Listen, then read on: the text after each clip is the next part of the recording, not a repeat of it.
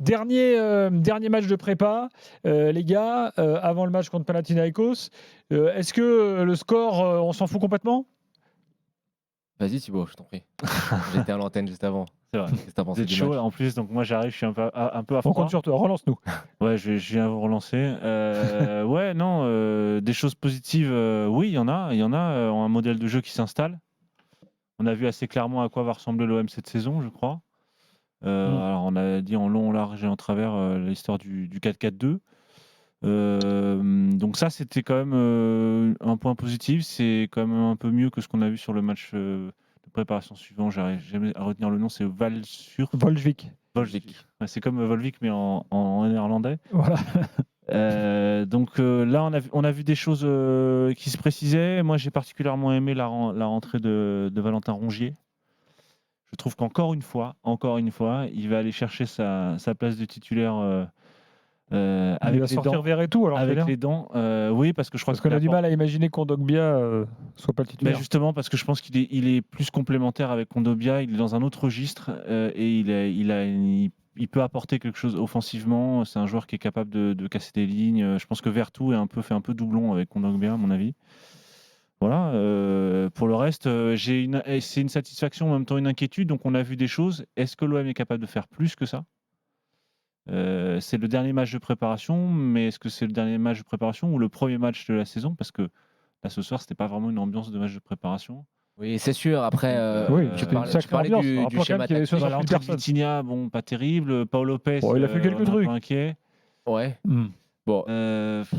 C'est voilà. C'est trop dur. Est-ce qu'ils en ont encore sous la semelle, quoi? Je vais te dire pourquoi il y en a encore sous la semelle. C'est que c'était la première fois que Marcelinho mettait en place son 4-4-2. Au final, dans toute la préparation, ça a été du 4-2-3-1, du 4-3-3.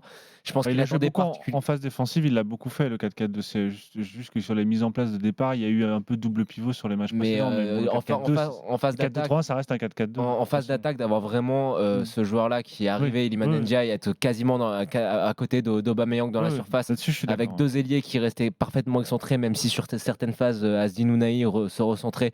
Ça, c'est la première fois qu'on le voit. Après, pourquoi il y a une marge de progression? Tout simplement parce que les quatre de devant, donc Ismail Assar, Azzedine Ounahi, Iliman Ndiaye et Aubameyang, sont quatre nouveaux joueurs.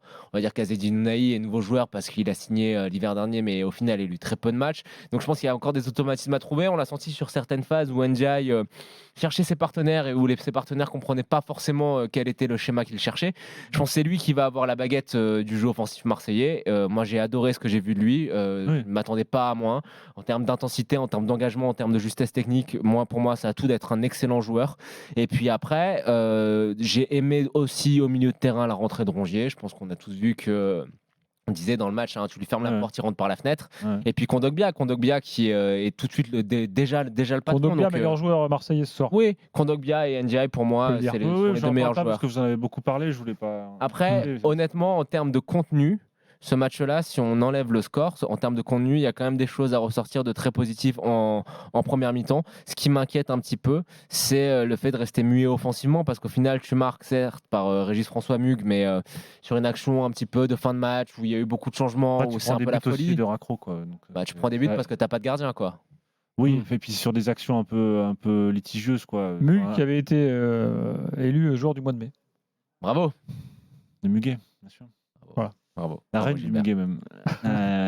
Non, mais le but sur corner sur le premier poteau, il va en prendre un cette saison, mais c'est le seul, quoi. À partir de non, mais alors ça, juste une petite parenthèse.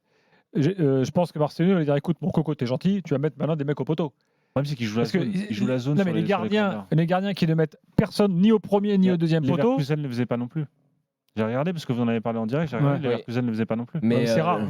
Le problème, c'est d'avoir... Je crois qu'il fait ni l'un ni l'autre. C'est-à-dire qu'il a personne au premier poteau, mais lui, il est tout de suite. Et lui, il est au fond du but en plus. Et la défense est assez proche. Et je pense que Amiril de Leverkusen, il le voit. C'est pour ça qu'il le frappe direct. Mais je pense que ça lui servira de leçon sur le reste de la saison. C'est d'autant mieux qu'il le prenne sur ce match-là que qu'il le prenne contre le Panathinaikos.